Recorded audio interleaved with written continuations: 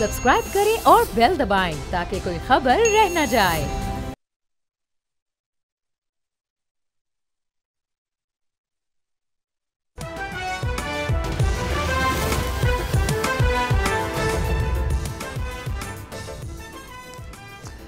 नाज़रीन, you're watching debate with Nadia Mirza. और जो 20 नुकाती एजेंडा था या प्रपोज़ल था जिस पर सिग्नेचर्स भी हुए हैं, ट्रंप ने उसको अनाउंस किया था, डोनाल्ड ट्रंप ने, और उस पर बाद में बात करते हैं कि पाकिस्तान में उसका क्या हुआ। लेकिन बहरहाल ट्रंप ने हाल ही में एक सोशल मीडिया पोस्ट पर बाकायदा तौर पर वार्निंग और थ्रेट्स जारी किए हैं हमास के लिए।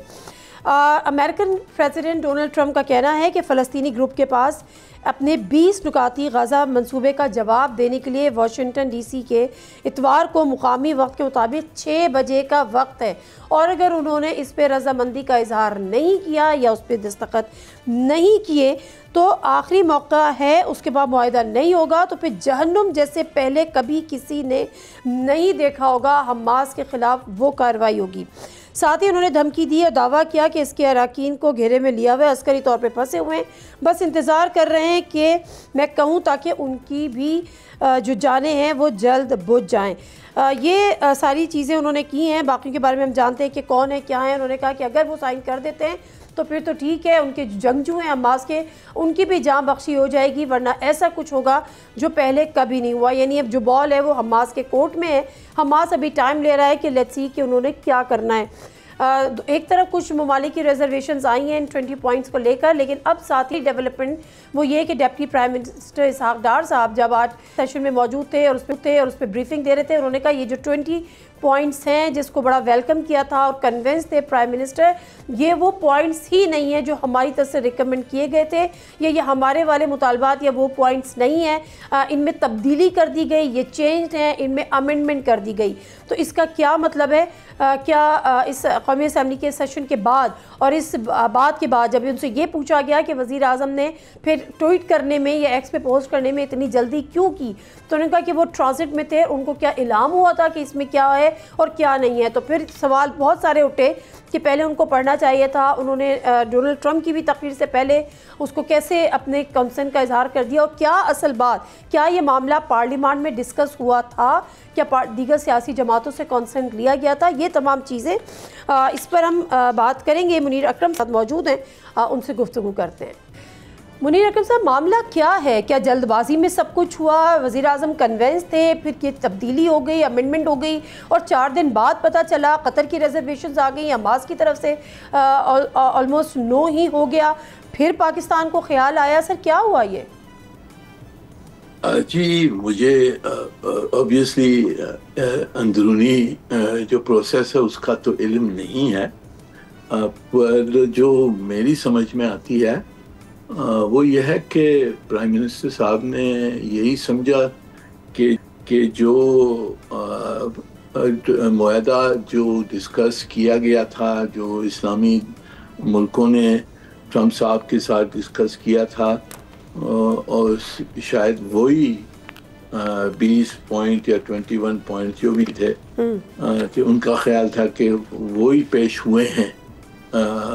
मेरे ख्याल में अभी तक वो डिटेल्स उसकी नहीं आई थी जो जिसमें तब्दीलियाँ शायद हो गई हैं, क्योंकि नेतन्याहू ने तो तब्दीलियाँ करवाई, तो इसलिए मेरे ख्याल में कुछ गलतफहमी होगी कि ये वही मुआहदा है जो हमने डिस्कस किया था ट्रंप साहब के साथ, तो उसमें तब्दीली शायद उनको अब तक इल्म नहीं था कि वो तब्दीलियाँ आ गई हैं उसमें। तो मेरे ख्याल में ये प्रोसेस में ऐसी इस किस्म की चीज़ें होती रहती हैं, पर मेरे ख्याल में पाकिस्तान का जो मौजू है, पाकिस्तान की जो पोजीशन है, वो तो जाहिर है, सालों साल से जाहिर है, और उस पर हम कॉम्प्रोमाइज़ नहीं कर सकते हैं। फ़लस्तीन की जो हमारी सपोर्ट है उस पर तो हम कॉम्प्रोमाइज़ नहीं कर सकते हैं, और मेरे ख्याल में कोई पाकिस्तानी अपनी तरफ से यानी जानबूझ के हमारी पोजीशन को कॉम्प्रोमाइज़ नहीं करना चाहता है। बिल्कुल ठीक है। अच्छा सर, अब दो चीज़ें हैं। अब ये जो पीस अकॉर्ड है इसका अब मुस्तकबिल क्या होगा, क्योंकि कतर की तरफ से भी कुछ रिजर्वेशंस आई, उन्होंने को कुछ चीज़ें हैं जिन पे मज़ीद कंसिडरेशन की ज़रूरत है। हमास ने भी इसको मनूअन एक्सेप्ट नहीं किया, उन्होंने भी इसको तकरीबन रद्द ही कर दिया है। अब गवर्नमेंट ऑफ पाकिस्तान ने भी कह दिया है कि जी ये तो वो पॉइंट्स ही नहीं है जो हमने रिकमेंड किए थे या हमारे से डिस्कस हुए थे या हमने जो रिकमेंडेशंस दी थी। तो how you see the future of that peace accord? ये देखें, अगर हमास नहीं मानता है तो फिर तो ये मुआहदा जो कुछ पीस प्लान है it is dead on arrival. अगर हमास मान जाता है शर्तों के साथ, कंडीशंस के साथ या नई कंडीशंस के साथ अगर मान जाता है तो फिर आगे बढ़ना होगा, और जो बाकी जो इसमें पॉइंट्स हैं उसको एड्रेस करने होंगे। वो जो पॉइंट्स हैं उसमें बहुत सारी एम्बिग्विटी है, क्लैरिटी नहीं है कि काफ़ी पॉइंट्स के ऊपर मुज़ाकरात की ज़रूरत होगी उन पॉइंट्स को इम्प्लीमेंट करने के लिए। बहुत सारी ओपन क्वेश्चंस हैं उसमें, तो उसमें मुज़ाकरात की ज़रूरत होगी इसको इम्प्लीमेंट करने में। पर पहला कदम तो यही है कि अगर हमास मानता है या नहीं मानता। अगर हमास नहीं मानता है तो फिर तो मुआहदा ख़त्म हो गया, जंग जारी रहेगी। लेकिन सर आपको याद होगा कि डोनाल्ड ट्रंप ने तो बड़ा सख्त एक थ्रेट या वार्निंग दी थी कि आपके पास कोई ऑप्शन नहीं है, 2 से 3 दिन है, हमास को मानना होगा, अदरवाइज़ फिर हम कुछ भी करेंगे और वो इजराइल जो है वो भी फ्री होगा कोई भी एक्शन लेने पे। तो ये थ्रेट है, थ्रेटिंग मैसेज है। हमास नहीं मानता तो फिर इसके कॉन्सिक्वेंसेस क्या होंगे? कॉन्सिक्वेंसेस यही होंगे कि जंग जारी रहेगी, और जो इजराइल ने जो इन्वेजन किया है गाजा में, गाजा सिटी पर अब जो उनका हमला हो रहा है वो जारी रहेगा। फ़लस्तीनी और मरेंगे, और ये ज़ातियाँ जो हो रही हैं उनके साथ जेनोसाइड किस्म की जो जंग जारी है ये जारी रहेगी। तो अब हमास के ऊपर बहुत प्रेशर आ रहा है, पर देखते हैं कि वो मानते हैं या नहीं मानते हैं। ठीक है, लेकिन सर दूसरी तरफ जो आप एक तो ये कि वो 20 पॉइंट जिसमें पाकिस्तान ने भी कहा कि जी ये तो वो है ही नहीं जो हमारी रिकमेंडेशन थी। फिर कतर का भी आपने सुना, उनकी भी कुछ उन्होंने कहा कि फर्दर ये डिस्कस किए जाएंगे, इनको रिकन्सिडर किया जाएगा। बहुत सारी एम्बिग्यूटी है जिस तरह से आपने भी फरमाया। उसके बाद नेतन्याहू ने जो बात वहाँ पर की और फिर जाकर जो अपनी ज़बान में इब्रानी जो भी उस लैंग्वेज में जो उन्होंने बात की वो भी की। फिर जो point number 3, point number 16, point number 13 उनको अमेंड भी किया। तो इतनी अमेंडमेंट के बाद जहाँ पर आप हमास को बिल्कुल कॉर्नर डिसआर्म करके कॉर्नर करने की बात कर रहे हैं, हमास के पास ऑप्शन क्या रह जाता है? जी मुश्किल है हमास के लिए, फ़लस्तीनियों के लिए, अरब और इस्लामी दुनिया के लिए मुश्किल है, क्योंकि इजराइल का हाथ ऊपर है जंग में। जब तक अगर कोई जंगी जवाब नहीं है हमारे पास तो फिर हमने सोचना होगा कि भी फ़लस्तीनी जो अवाम है, जो बच्चे हैं, औरतें हैं, उनको बचाने के लिए क्या करना चाहिए। अगर आपके पास मिलिट्री कैपेबिलिटी नहीं है उनको इजराइल को जवाब देने के लिए, तो फिर कुछ ना कुछ कॉम्प्रोमाइज़ करना होगा। यही मुश्किल है, पर हमारी यही कोशिश रही है कि किस न किस तरीके से जो जेनोसाइड हो रहा है उसको रोका जाए। ठीक है, अब मेरा ख्याल है बॉल जो है वो हमास की कोर्ट में है। अब लेट्स सी कि व्हाट हमास डिसाइड्स। अच्छा सर, एक और डेवलपमेंट वो ये कि आपने देखा कि ये जो समूद फ्लोटेला है इसको भी इसराइल ने अपने कब्ज़े में ले लिया, और इसको सारे जो उसमें और लास्ट बोट भी अभी खबरें आ रही हैं कि जो लास्ट शिप था, लास्ट बोट थी, उसको भी उन्होंने पकड़ लिया, अपनी तहवील में ले लिया, अब शायद उनको डिपोर्ट करेंगे। इस पर आज सादार साहब से भी जब पार्लियामेंट में पूछा तो उन्होंने कहा कि जी हम इनाम नहीं लिया, एक यूरोपियन कंट्री के थ्रू कर रहे हैं क्योंकि हमारे इसराइल के साथ सफारती ताल्लुकात नहीं हैं। अब ये कोई पहली दफ़ा तो हुआ नहीं है। इस पर आपको लगता है कि अमेरिका कोई रोल प्ले कर सकेगा या उसको करना चाहिए? ये करना तो चाहिए। पहली बात तो यही है कि जो इजराइल ने जो इमदाद रोकी भी है फलस्तीनियों के लिए वो बिल्कुल गलत है, यानी इंटरनेशनल लॉ की खिलाफ वर्जी है। ये जेनोसाइड उनको स्टार्व कर रहे हैं, वो जेनोसाइड है। और अमेरिका जहाँ है, अमेरिका इजराइल की पूरी भरपूर 100% सपोर्ट करता है। एग्जैक्टली। तो आप उस तरफ अपनी हमारी दावे उनसे बड़ा मुश्किल है। हमने कोई न्यूट्रल मुल्क के थ्रू कांटेक्ट किया होगा, पर ना तो हम इजराइल पे भरोसा कर सकते हैं, ना इस मसले में अमेरिका के साथ अच्छे ताल्लुकात हैं बाकी मसलों पर इस मसले पे अमेरिका इजराइल के 100% उनके पीठ के पीछे। बिल्कुल बिल्कुल सही बात है। अच्छा सर, लास्ट ये जो 20 पॉइंट्स पीस अकॉर्ड था, अब वो कह रहे हैं कि जी हमारे पॉइंट्स नहीं हैं, तो क्या पाकिस्तान अभी भी इसको एक्सेप्ट कर रहा है या नहीं कर रहा? जी, मुझे इल्म पूरा नहीं है कि क्या फॉर्मल पोजीशन अब क्या ली है हमने। मेरे नज़र में तो हम जो जिस तरह से ये अकॉर्ड अब आया है सामने, इससे हमने पीछे हटना है। पीछे हटना है? मेरे ख्याल में हमने इसमें पीछे हटना है। आप प्राइमरी रिस्पॉन्सिबिलिटी है इजराइल की एक तरफ, और जो खित्ते के जो उसके नेबर्स हैं, अरब ममालिक हैं, उनके ऊपर रिस्पॉन्सिबिलिटी, प्राइमरी रिस्पॉन्सिबिलिटी उन पे पड़ती है। हमारा रोल हर वक्त सेकेंडरी रहेगा। हम खित्ते के बिल्कुल बीच में नहीं हैं और हमारा असर रसूख भी उतना ही लिमिटेड है।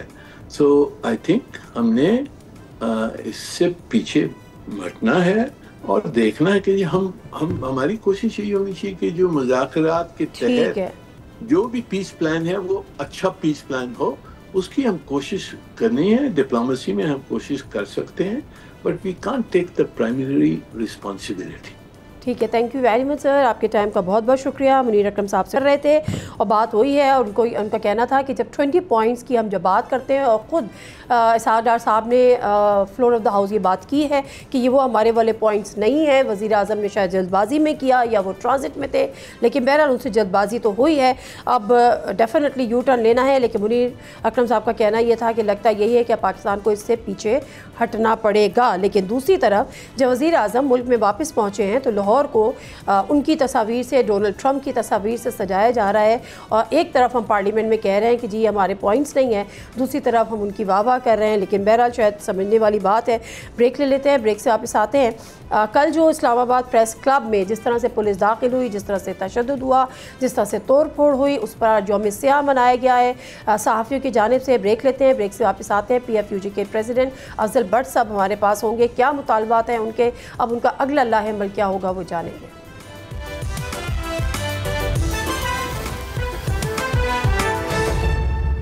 जी नज़र, प्रोग्राम में एक दफ़ा फिर आपको खुश आमदीद कहते हैं। और जिस तरह से ब्रेक पे जाने से कबल हम बात कर रहे थे, और कल जो नेशनल प्रेस क्लब में जो कुछ हुआ, जिस तरह से पुलिस अंदर दाखिल हुई, मारधाड़ की, सहाफ़ियों को तशद्दुद का निशाना बनाया, पाकिस्तान की तारीख़ में शायद ऐसा वाक़या कभी ना हुआ हो जो हम हिस्ट्री सुन रहे हैं।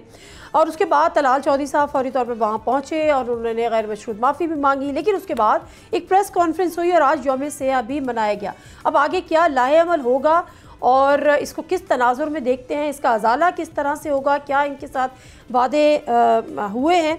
अफजल भट्ट साहब प्रेसिडेंट हैं PFUG के, हमारे साथ इस स्टूडियो में मौजूद। अस्सलाम वालेकुम अफजल भट्ट साहब, बहुत शुक्रिया आपके टाइम का। अफजल भट्ट साहब, पहले जो IG इस्लामाबाद हैं सैयद अली नासिर रिजवी साहब, उनसे भी किसी ने कल के वाक़े के हवाले से पूछा था। पहले तो मुझे ये बताएं कि तलाल चौधरी साहब ने ये कहा कि जब बाहर जो लोग कवरेज कर रहे थे, ये जो कश्मीरी जो भी थे, उन्होंने तशद्दुद किया, हाथापाई की पुलिस के साथ, तो जवाबी यानी रद्द अमल ने पुलिस, और फिर वो अंदर भाग गए प्रेस क्लब के अंदर, तो उनको पकड़ने के लिए पुलिस अंदर आई और ये सारा तमाशा हुआ। ऐसे ही हुआ था। देखें नादिया, अगर मैं सेक ऑफ आर्गूमेंट ये बात मान भी लूँ तो पूरी दुनिया में एक SOP है प्रेस क्लब्स के हवाले से, अदालतों के हवाले से, बार रूम्स के हवाले से। अगर किसी भी फ़र्द पर कत्ल की FIR हो जाए, नामजद मुल्ज़म हो, वो जब बार के अहाते में दाखिल हो जाता है किसी वकील के चैम्बर में, तो वहाँ पुलिस उसे अरेस्ट करने के लिए नहीं जाती। हाँ, वो नामजद मुल्ज़म होता है। बिल्कुल ठीक है।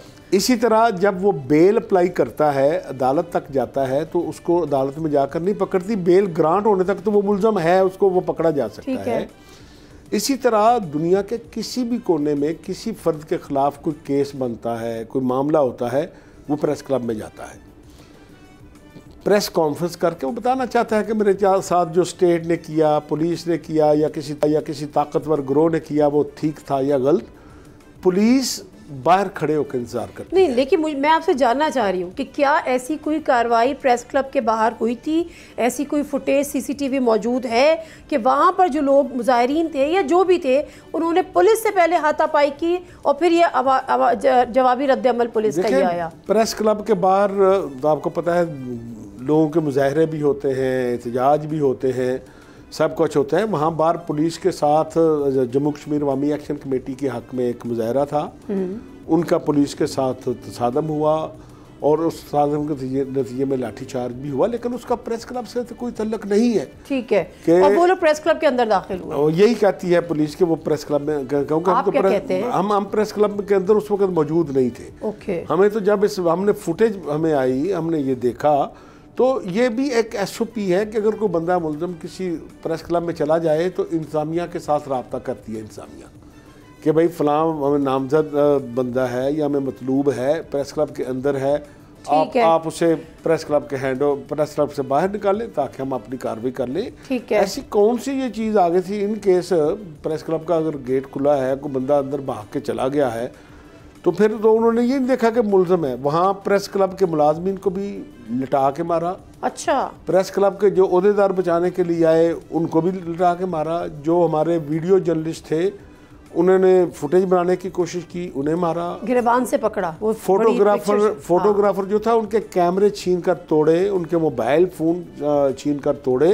तो ये तो कोई भी चीज़ आप कह सकते हैं, लेकिन पुलिस क्या ये सब कुछ। फिर चलो ये हो गए, आपने देखा किस तरह वो प्रेस क्लब का फर्नीचर तोड़ रहे हैं, किस तरह बर्तन तोड़ रहे हैं, कुर्सियां उठाकर फेंक रहे हैं। तलाल चौधरी साहब मौके पे पहुंचे, क्या बात हुई आपके? देखें, जब तलाल चौधरी साहब आए तो उस वक्त अभी हमारी मुशावरती मीटिंग जारी थी कि हमने, क्योंकि इतना बड़ा वाक़या है, देखें हम कल से आज तक बैठे हुए हैं, पाकिस्तान भर के तमाम लीडर्स से रब्ता कर रहे हैं, जर्नलिस्ट लीडरों से, मुल्क से बाहर रब्ता कर रहे हैं ताकि हमारा चार्टर ऑफ डिमांड जो जाए वो कोई जज्बाती रद्द-ए-अमल ना हो कि हमने ये मुतालबा किया है 2-4 पुलिस एहलकारों को मुअत्तल कर दें, 2-4 को ऐसे कर दें। हम ऐसा चार्टर ऑफ डिमांड देना चाहते हैं ताकि ये नेशनल प्रेस क्लब पर पुलिस का अटैक पाकिस्तान के किसी भी प्रेस क्लब पर आखिरी अटैक हो, उसके बाद कोई अटैक ना हो सके। तो तलाल चौधरी साहब जब आए तो मैंने उनसे गुजारिश की कि देखें, हमारी रिक्वेस्ट थी कि आप ना आते, क्योंकि बड़ा जज्बाती रद्द-ए-अमल था उस वक्त, बड़ा मुश्किल था। उन्हीं लोगों ने तो ये भी कहा कि आपको बाइकआउट करना चाहिए था, आपको उनसे मुज़ाकरात ही नहीं करने चाहिए थे, आपको उनके साथ ही नहीं बैठना चाहिए था। नहीं, बाइकआउट तो ये तो हमारे ऊपर क्रिटिसिज्म है। लोग तो चाहते थे कि जो बंदा प्रेस क्लब पुलिस वाला या हुकूमत का आए तो हम उनके साथ वही सलूक करें जो हमारे साथ प्रेस क्लब में हुआ है। तो मुझे खौफ था कि शायद हम लोगों को कंट्रोल ना कर सकें, लेकिन मेहरबानी कि लोगों ने जज्बात के बावजूद, मैंने यही तलाल चौधरी साहब से कहा कि आप आए हैं, अभी हमारा चार्टर ऑफ डिमांड नहीं बना, हमारा बनेगा, हम पेश करेंगे और फिर देखेंगे कि आपका उस पर रद्द-ए-अमल क्या है। तो इसलिए अभी आप माजरत भी अगर कर रहे हैं तो हमारा मुतालबा सिर्फ माजरत तो है ही नहीं। उन्होंने आज भी नेशनल असम्बली से जब वॉकआउट हुआ प्रेस गैलरी में आके, आज भी उन्होंने यही कहा। अता तारड़ साहब कहाँ थे? अता तारड़ साहब तो जाहिर है कि प्राइम मिनिस्टर साहब के साथ थे और इंफॉर्मेशन मिनिस्टर है ना। इंफॉर्मेशन मिनिस्टर है, वो तो मुल्क में थे ही नहीं, वो मुल्क से बाहर थे, लेकिन उन्होंने तो आ गए ना। उन्होंने भी रब्ता किया। कल PIO साहब भी आए, कमिश्नर साहब भी आए, तमाम लोग रब्ते में। लेकिन हमने कहा कि भाई अगर आप चाहते हैं कि ये मामूल के वाक़े की तरह हम भट्ट साहब से कहें कि हम माजरत कर लेते हैं, ये तो मेरी कोई ज़ात का मसला नहीं है। सही बात है, क्योंकि प्रेस क्लब मीन्स ये जर्नलिस्ट का दूसरा घर होता है। एग्जैक्टली। और जब आप प्रेस क्लब का तक़द्दुस पामाल करते हैं तो इट मीन्स आपने उसके तमाम मेंबरान के घरों की चादर और चार दीवारी के तक़द्दुस को पामाल किया है। तो इसलिए अब कम्युनिटी का केस है, हम मशावरत कर रहे हैं। और इसमें मैं अक्रॉस द बोर्ड हमारे जो हरीफ हैं जर्नलिस्ट पॉलिटिक्स में, मुख्तलिफ तंजीमें हैं, उन्होंने भी बड़ी फराख दिली का मुजाहरा किया है, वो भी हमारे साथ ऑन बोर्ड हैं। चार्टर ऑफ डिमांड कब तक जाएगा और उसमें क्या कोई ख़ास एक आध चीज़ बता दें अगर आप? देखें, हम कोई सॉलिड गारंटी चाहते हैं कि सिर्फ ये नहीं है कि आए और एक कोई मिनिस्टर साहब आए और आके कि इधर नहीं होगा, नहीं, कि कोई ऐसी सॉलिड गारंटी जो पार्लियामेंट की तरफ से हो, जो हुकूमत की तरफ से हो, कि आइंदा पाकिस्तान के किसी भी प्रेस क्लब में पुलिस इस तरह दाखिल नहीं हो। अच्छा, ये रिटन एग्रीमेंट चाहते ये हम जो मुतालबात जो है वो तैयार कर रहे हैं, उसमें ये चीज़ शामिल होगी, ताकि गवर्नमेंट अगर देखेंगे, अगर गवर्नमेंट हमारे साथ सिंसियरली इस वाक़े को पर उसे अफसोस है, वो उसको रोकना चाहती है, तो हमारी डिमांड मान लेगी। ठीक है। अदरवाइज मसला यह है कि हम अपनी उन डिमांड्स के लिए फिर एहतजाज का दूसरा मरहला शुरू करेंगे। बिल्कुल ठीक है। तो मकसद एक तो ये होगा कि आपने ये आपको गारंटी चाहिए कि नेक्स्ट टाइम कभी ये वाक़या ना हो और ये सब सारी इन राइटिंग हो। यस, ठीक है। और इसके अलावा मेन हमारा यही है, ताकि कंपनसेशन अंदर जो तोड़ फोड़ की है वो इससे एकसानवी चीज़ें हैं, जहाँ लोगों का नुकसान होता है, हुकूमत वो देने के लिए तैयार होती है। कल भी वो बार बार कहते रहे, फोटोग्राफर्स हमसे बाला भी कहते रहे कि आएँ, हम आपके कैमरे वापस नहीं करने के लिए तैयार हैं, हम आपके नुकसान भरने के लिए तैयार हैं, इंतजामिया की तरफ से कहा गया। लेकिन उन्होंने कहा कि क्योंकि ये मामला PFJ ने और प्रेस क्लब ने टेकअप कर रखा है, उन्हीं मुतालबात के साथ ये मुतालबा आएगा, तो फिर आपसे हमारी बात होगी। ठीक है। अब जो इसमें ज़ख्मी भी हुए हैं, देखें कल जो हुआ वाक़या उसमें अगर आप उनके जिस्म देखें तो जख्मों से नीले पीले हुए हैं उनके जिस्म। लटा के जब आप पुलिस मारती है, और आपने वो फुटेज देखी होगी कि किस तरह उन्हें डंडों के साथ लिटा के मार रहे हैं, कोई ऐसा विजिबल तो नहीं है कि भाई उनका कोई फ्रैक्चर हुआ हो या कोई ऐसी चीज़ हो, क्योंकि पुलिस है तो सियानी तशद्दुद में तो पाकिस्तानी पुलिस का, उनको तो पता है, पुलिस का कोई जोड़ आपको बाहर आ जाता है या कोई और ट्रेनिंग हो ना हो, तशद्दुद की ट्रेनिंग ऐसी होती है कि अदालत भी उसको साबित नहीं कर सकती। बहरहाल वो अच्छा, जिन पुलिस वालों ने ये किया है उनके खिलाफ कोई कार्रवाई की आप लोगों का मुतालबा? देखें, उसके खिलाफ तो इंतजाम पुलिस कह रही है, हुकूमत कह रही है कि हम फौरी तौर पर कार्रवाई करने के लिए तैयार हैं। दो चीज़ें जो हुकूमत फौरी तौर पर करने के लिए तैयार थी, उनके खिलाफ कार्रवाई और माजरत।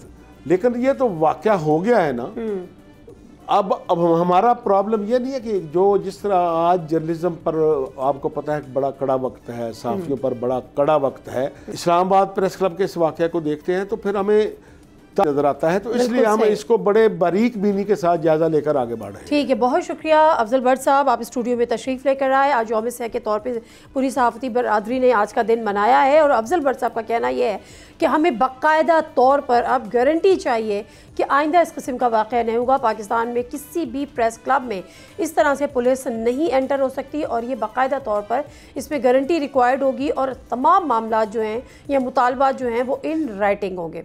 ब्रेक ले लेते हैं, ब्रेक से वापस आते हैं। पीपल्स पार्टी और PMLN के दरमियान जो सब चल रहा है उस पर नदीम अफजल चंद साहब क्या कहते हैं, क्योंकि मुतालबा तो था PP का कि माफ़ी मांगे। मरीम नवाज साहिबा कहती हैं मैं तो माफ़ी नहीं मांगूंगी। अब PP के पास क्या ऑप्शन है? ब्रेक लेते हैं, वापस आते हैं, बात करेंगे नदीम अफजल चंद साहब से।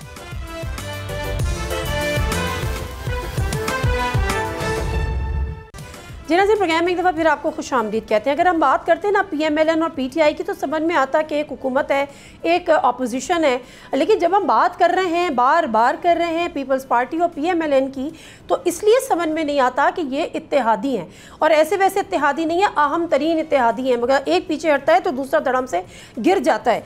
उसके बावजूद अगर आपस में ये चीज़ें चल रही हैं तो उसके पीछे लॉजिक क्या है, मंतक क्या है, इसका अंजाम क्या होगा, क्या कोई मंतकी अंजाम होगा? क्योंकि कुछ हल्के तो इसको एक फिक्स मैच भी करार दे रहे हैं। इसकी क्या वजूहात हैं वो भी ज़रा आगे चल के बात करेंगे। लेकिन इस साथ हमें ज्वाइन किया नदीम अफजल चंद साहब ने, secretary information Pakistan Peoples Party, former MNA भी हैं। जी अस्सलाम वालेकुम नदीम अफजल चंद साहब। अस्सलाम वालेकुम जी, क्या हाल है? हाँ, अल्लाह का शुक्र। नदीम अफजल चंद साहब, ये सारा मामला जो है ना, वैसे तो आपका ही वो जो कहते हैं ना कि रायता जो बिखेरते हैं वो आप ही उसमें सबसे अव्वल दस्ते में। हुआ क्या है ये पीपल्स पार्टी और PMLN का आपसी झगड़ा क्या है? देखिए, हमारा कोई झगड़ा नहीं है जी, हमारी बड़ी सीधी सी बात है। हम इत्तेहादी जरूर हैं, लेकिन अवाम के हम नुमाइंदे हैं। अवाम, हमारी पार्टी इस मुल्क की सबसे बड़ी पार्टी है, और कभी किसी की सीटें कम होना या ज्यादा होना, वो दूसरा एग्रीकल्चर क्लास जो है या देहातों में बसने वाले जो लोग हैं, पीपल्स पार्टी का यही तो वोट है। और हम उस वोटर के लिए, अगर वो इतने सालों से पीपल्स पार्टी को वोट देता आ रहा है और हम उस पे इस वक्त मुश्किल घड़ी में हम उसके लिए ना बोलें, और 82,000 इस वक्त डिक्लेयर आई है कि जो मुतासर हुए हैं लोग, और लाखों एकड़ जमीन की फसलें तबाह हुई हैं, और बेचारे गैर काश्तकार तबका गरीब लोग बेघर हुए हैं, उनके घर उजड़ गए हैं, झोपड़ियां गिर गई हैं। अब उनके लिए देखें, उनके लिए हम बोल रहे हैं कि उनकी प्लानिंग की जाए और उनको पानी निकाला जाए, जो पानी खड़ा है, जो बीमारी हुई, जो आज BBC उर्दू वालों ने जो हामला औरतें हैं जो वो कर रही हैं, तो देखिए बांग्लादेश ना मुआवजा दे रहे हैं, ना उनको प्रॉपर उनकी लुक आफ्टर हो रही है, ना उनकी जमीनों की आबाद होने की कोई प्लानिंग है। तो ये हमारे सब थे। अच्छा चंद साहब, जिन चीज़ों की आपने निशानदेही की है ना, माजरत के साथ, जिन चीज़ों की आपने निशानदेही की है वो तो सब ठीक है, लेकिन मरियम साहिबा फ्रॉम द डे फर्स्ट वो हर जगह विजिट कर रही हैं, सैलाब ज़दगान के साथ टाइम स्पेंड कर रही हैं, जो जितने भी रेस्क्यू काम हैं उनकी खुद निगरानी भी कर रही हैं। आप क्या इन कामों से, उनकी परफॉर्मेंस से मुतमईन नहीं है? देखिए जी, हमने अगर वो रेस्क्यू उन्होंने किया है तो बिलावल साहब ने, हमारे चेयरमैन ने आके कसूर में उनकी तारीफ की है बिल्कुल पहले, एग्जैक्टली, और हमने उनकी तारीफ की है, अप्रिशिएट किया है, हमारे गिलानी साहब ने, सब ने अप्रिशिएट किया है। लेकिन अब अप्रिसिएशन से काम आगे चला गया ना जी, अब महीना गुजर गया है, 1 महीने के बाद भी अब लोगों को नहीं पता कि उनके जानवरों को चारा कैसे देना है, उनके लिए दवाई कैसे देनी है। किसी की बेटी, किसी की बहन हामला है तो उसका क्या कसूर है, जिनकी फसलें और जिनके मकान गिर गए हैं। हम यही कह रहे हैं गवर्नमेंट अपना रोड मैप इशू करे, उनको तरीकाकार बताया, आपको ये कहा कि आप इनको जरिए ये पैसे दें, इनको किसी मैकेनिज्म के जरिए, ट्रांसपेरेंट मैकेनिज्म हो, जो आइडेंटिफिकेशन ऑफ डिजास्टर है, जो नुकसानात हुए हैं, जो उसकी इस वक्त लिखा जा रहा है, उसमें ट्रांसपेरेंसी होनी चाहिए। और फिर बेनजीर सपोर्ट प्रोग्राम के जरिए अगर आप गैर काश्तकार तबके को, गरीब आदमी को डेटा बेनजीर सपोर्ट प्रोग्राम का इस्तेमाल कर लें। सर इसको मुझे समझ नहीं आ रहा, माजरत के साथ ये एक नॉन इशू को इशू, भाई आपकी रिकमेंडेशन है कि बेनजीर इनकम सपोर्ट प्रोग्राम, वो नहीं मान रहे, खत्म हो गई बात। देखिए यही हमारा मौक़िफ़ है। हम इसमें अगर मेरा कोई मुतालबा गलत है तो आप बता दें। नहीं, गलत की बात नहीं है ना, वो देखिए वो CM है, चीफ मिनिस्टर है एक सूबे की, वो किस मैकेनिज्म के तहत अपने अवाम की मदद करना चाहती है? मैं कहता हूँ जी बेनजीर सपोर्ट प्रोग्राम का मैकेनिज्म छोड़ दें, वो हमें बता दें कि वो किस मैकेनिज्म के तहत देना चाहते हैं। हम इतादी है ना। हाँ बिल्कुल, ये बात ठीक है आपकी, हाँ ये बात आपकी 100% दुरुस्त है कि मैकेनिज्म आपको बता दें, हमारे अवाम को बता दें, मीडिया को बता दें कि हम ये मैकेनिज्म इस्तेमाल करेंगे, अब ताकि उसकी ट्रांसपेरेंसी के ऊपर कोई उंगली ना उठाए। ठीक है, ये हमारा मुतालबा है। और उससे अच्छा अगला बात, हम कहते हैं लोकल बॉडीज के इलेक्शन करवाएं, खुदारा, क्योंकि अगर लोकल बॉडीज के नुमाइंदे होते तो ये जो आपसे हर 4 महीने 5 महीने बाद आती हैं, तो ये डिप्टी कमिश्नर या DPOs का काम नहीं है, ये लोकल नुमाइंदों का काम है। बिल्कुल दुरुस्त, ये बात यहाँ से आपकी बात बिल्कुल 100% दुरुस्त है। बस ये हमारा मुतालबा है। और हमारा क्या मुतालबा है? अच्छा सुने, आज नवीद कमर साहब, आपको पता होगा असेंबली से वॉकआउट अभी पार्लियामेंट से कर गए कि जी पहले मरीम नवाज साहिबा माफ़ी मांगे। अब मरीम नवाज साहिबा तो जो कह रही हैं वो पहले भी वही कह रही थी और आज भी दोबारा उन्होंने ये बात दोहराई है। यहाँ पे मरीम नवाज शरीफ साहिबा, चंद साहब आपसे मुखातिब हैं, आप माफ़ी मांगे आपने सियासत की तर्जुमान। देखिए मैं अगर वो लोकल बॉडीज का इलेक्शन कराएं तो मैं माफ़ी मांग लूँगा। अगर वो इन लोगों का दाद रसी कर दें, एक मुतासर भी, जिस दिन सैलाब मुतासरीन को पैसे मिलेंगे, मुआवजा मिलेगा, उनके घर बनेंगे, उनके जानवर को जो नुकसान हुआ है उनको मिलेगा, जो हमारी गंदम पे, नकलो हमल पे उन्होंने पाबंदी लगाई है वो खत्म कर दें, मैं माफ़ी मांग लूँगा। मेरी कोई बेइज्जती नहीं है। मैं अपनी आवाम के लिए हर वक्त माफ़ी मांगने के लिए तैयार हूँ। इस आवाम के सर पे हम सियासतदान जो होते हैं, इनके सिर पे हम होते हैं। लेकिन अगर आप आवाम जो है वो रुल रही हो और आवाम रो रही हो, हम सवाल पूछें तो वो बेइज्जती शुरू कर दें, ट्रोलिंग शुरू करवा दें, सोशल मीडिया के जरिए गाली गलौज शुरू करा दें। लेकिन ये तो ठीक है, आप तो ये लड़ाई लड़ रहे हैं। अब मेरा एक लफ्ज आप बता दें कि ये आपका लफ्ज इसमें लॉजिक नहीं है, मैं माजरत कर लूंगा।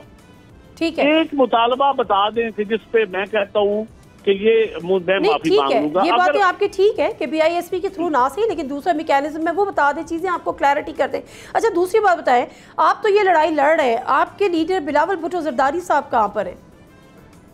देखिए वो तो कॉन्फ्रेंस में गया हुए हैं बयाना, इस वक्त वो आ रहे हैं और हमारा हर वक्त रोज हमारी मीटिंग होती है बिलावल साहब से और हमारे पार्टी में सारी क्या। देखिए हमने पंजाब उनका बयान मिसिंग है ना सर, उनका बयान मिसिंग है, उनका बयान इंपॉर्टेंट है। नहीं, उनके ये हमारी इस लेवल की लड़ाई नहीं है। हम तो सिर्फ देखिए, ये लड़ाई उनके तर्जमानों ने या उनका जो सोशल मीडिया सरकारी पैसों पे जो चल रहा है, ये सरकार के पैसे। अब हमने 5 सवाल किए थे कि हमारी गंदम की नकलो अमल पे पाबंदी कब खत्म होगी, कितने पैसे आप सोशल मीडिया और इलेक्ट्रॉनिक मीडिया पे लगाते हैं वो बता दें, उसके आधे पैसे आप सलामज़दा लोगों पे लगा दें। तो ये ऐसी चीजें हैं जो आम आवाम की आवाज है। देखिए, आवाम पॉलिटिकल जमातें जो होती हैं या तंजीम होती है या सियासतदान होते हैं, ये आवाम के स्टेक होल्डर होते हैं। कोई असेंबली में हो या ना हो, उसको ये ताना देना। लेकिन हम सियासतदान है, मैं पीपल्स पार्टी का सेक्रेटरी फॉर्मेशन हूँ। हाँ। अगर मैं लोगों के बिहाफ पे कोई सवाल करता हूँ, उसका जवाब दे दें। मैं नहीं मुतमिन होगा, आप तो मुतमिन हो जाएंगे ना एज एंकर, अवाम मुतमिन हो जाएगी। मेरा मुतमिन होना जरूरी नहीं है, आपका मुतमिन होना जरूरी है, जाहिर सी बात है। आप बहरहाल एक स्टेक होल्डर है, पंजाब में आपकी सियासत है, आपकी कॉन्स्टिट्यूंसी है, तो आपका लेकिन चंद साहब ठीक है, ये बातें आपकी जगह ठीक है, मैं आपके सवाल से बिल्कुल अग्री करती हूँ, आपके मुतालबात से भी अग्री करती हूँ। लेकिन एक बात और है, असेंबली पार्लियामेंट का इजलास होता है, नवीद कमर साहब खड़े होते हैं कि जी ये हुआ ये हुआ ये हुआ, मरियम साहिबान माफ़ी मांगे वरना हम वॉकआउट करते हैं।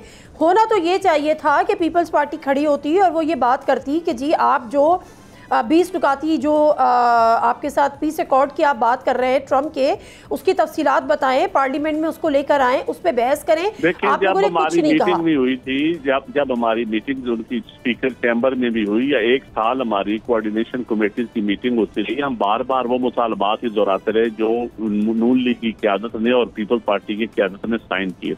उसमें से पहला मुतालबा ही लोकल पार्टीज इलेक्शन का। नहीं, मैं लोकल बॉडीज की बात नहीं कर रही चंद साहब, मैं ये बात नहीं करी, मैं बात करी हूँ पार्लियामेंट की। नवीद कमर साहब ने वॉकआउट किया कि मैं बात कर रहा हूँ, मैं वो इसी पे आ रहा हूँ।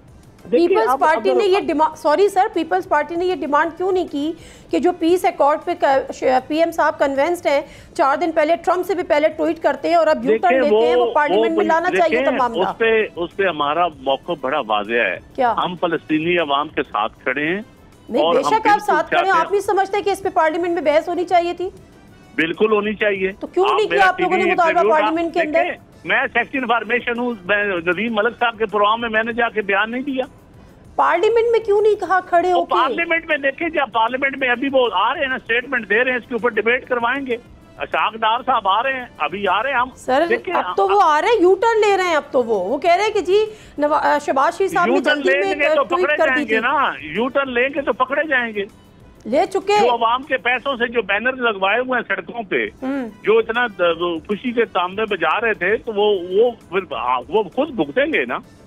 पीपल्स पार्टी तो पहले मीडिया ने कहा कि जी जरदारी साहब तो किसी ने पूछा नहीं है, सऊदी अरब के साथ पैक्ट हो गया, इजराइल के साथ हो गया, ट्रम्प के साथ हो गया, हम चुप करके बैठ रहे। हमने कहा ठीक है, जब हमारे सामने बात आएगी तो हम बात करेंगे, पार्लियामान के अंदर बात आनी चाहिए। हमने सिंपल कहा कि पार्लियामान को इत्मीनान में लें।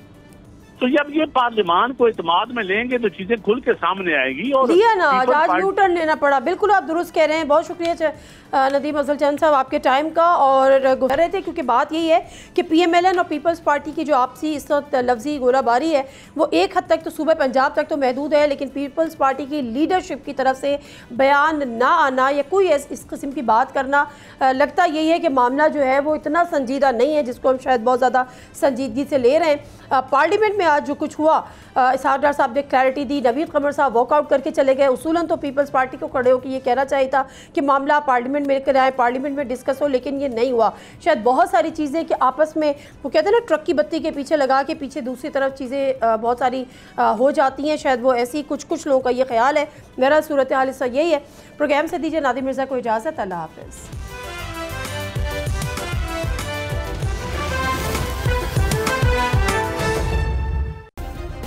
सब्सक्राइब करें और बेल दबाएं ताकि कोई खबर रह न जाए।